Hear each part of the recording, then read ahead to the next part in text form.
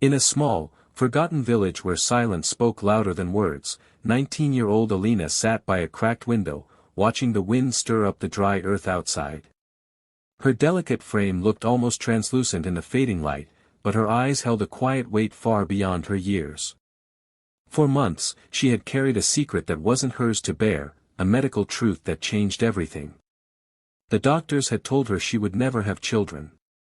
Infertile. That single word, in the eyes of her parents, erased all her value. There were no hugs. No comfort.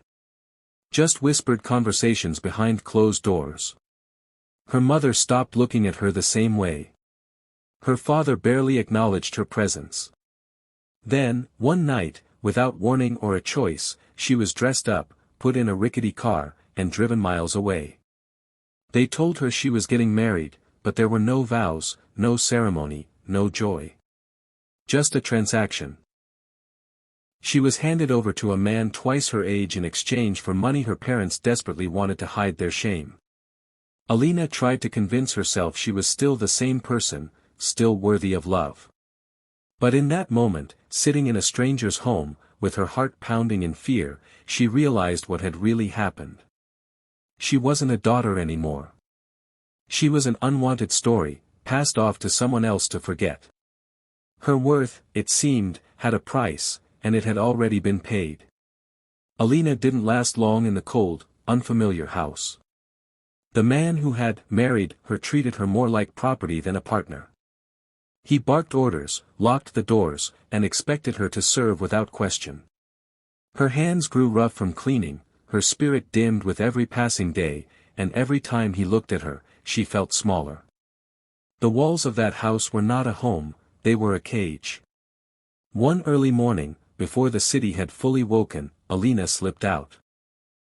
She wore only sandals and a worn shawl, the air biting against her skin as she ran with no destination, only desperation. She wandered for hours, her feet blistered and bleeding, until her legs gave out near a city park bench. Exhausted, starving, and terrified, she collapsed into a heap, unsure if she'd ever get back up. That's when Daniel saw her. A single father of 5, Daniel had just finished packing up after a chaotic picnic with his kids. As he passed the bench, he spotted a shivering girl curled up like a wounded animal. Something about her haunted expression stopped him. Gently, he crouched beside her, offering his coat without hesitation. His children looked on, wide-eyed and curious, but Daniel didn't flinch. He didn't ask for her story or judge her silence. "You're safe now," he said softly, helping her into his car. And just like that, in a moment shaped not by blood but by kindness, Alina's life quietly began to change. Alina woke the next morning wrapped in warmth. Not just from the blankets around her, but from the laughter echoing down the hallway. Daniel's home was modest but alive, filled with the sound of little feet, breakfast sizzling, and siblings bickering over who got the last pancake. For a moment, she thought it was a dream. But then Daniel appeared at the door with a gentle smile and said, "They're excited to meet you." At first, she stayed quiet, keeping her distance. The children, though, had no walls. They invited her to color with them, to help with homework, to taste burnt cookies from their first solo attempt at baking. Slowly, Alina began to respond. A soft smile here, a quiet laugh there. Her body still flinched at sudden movements, but her heart started to trust the rhythm of this new, chaotic love. Daniel never pressed her for answers. He gave her space, dignity, and a sense of control she had never known. One evening, after a shared dinner full of jokes and food fights, little Mia climbed into Alina's lap and asked, "Can you be our mommy?" Not the baby kind, the heart kind. Alina froze. No one had ever wanted her for her heart. Tears welled in her eyes before she could speak. She held Mia tightly, whispering, "I don't know how to be a mom." Mia giggled. "You already are." And in that moment, for the first time, Alina didn't feel broken. She felt chosen. One rainy afternoon, while tidying up the living room, Alina stumbled upon a half-open drawer filled with loose papers and children's artwork. Among them was a folded letter, yellowed at the edges. Her name was written softly on the back in Daniel's handwriting. Curiosity tugged at her heart. Gently, she opened it.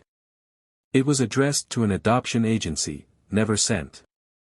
"I don't know if she'll ever let me," it read, "but I want to give Alina a forever home. She's been through more than anyone should. She doesn't owe me or the kids anything, but they adore her. And so do I. I'd be honored to make her part of our family, officially. Even if she never calls me anything more than Daniel." Alina's hands trembled. Her breath caught. She read the letter 3 times, her tears blurring the ink each time. No one had ever fought for her before. No one had wanted her without expecting something in return. That evening, as the children slept and the storm tapped gently against the windows, she handed the letter back to Daniel. He looked startled, almost ashamed. "I wasn't going to send it without asking," he said quietly. "I didn't want you to feel trapped." She took a deep breath, her voice shaking but clear. "I've never been free to choose before," she said. "But now, I choose this. I choose you. I choose this family." Daniel didn't say a word. He simply reached out, and held her like someone finally home. Years passed, but Alina never forgot the girl she once was. The one left behind by her parents, sold like an object, and rescued by a stranger with nothing to gain. Now, that stranger was her husband. The 5 children who once called her Miss Alina now shouted, "Mom," from across soccer fields and messy dinner tables. The house was still small, still loud, still chaotic, but it was theirs. A home built not from bricks, but from healing and love. Alina had gone back to school, determined to do something meaningful with the second chance she'd been given. She became a teacher, working in schools where young girls faced the same silence, shame, and dismissal she once had. She didn't tell them her story.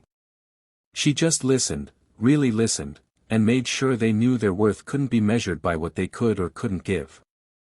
On Mother's Day, the kids brought her a handmade card, edges uneven, covered in glitter and stickers. Inside, in messy handwriting, it read, "You didn't give us life, but you gave us everything. You are our forever heart." Alina held the card to her chest, tears slipping down her cheeks, not from pain, but from joy. From wholeness. The girl who had once been discarded had become the center of a family. Not because she could bear children, but because she could carry love. And in that noisy kitchen full of pancakes, laughter, and barefoot hugs, she finally understood. She hadn't been rescued.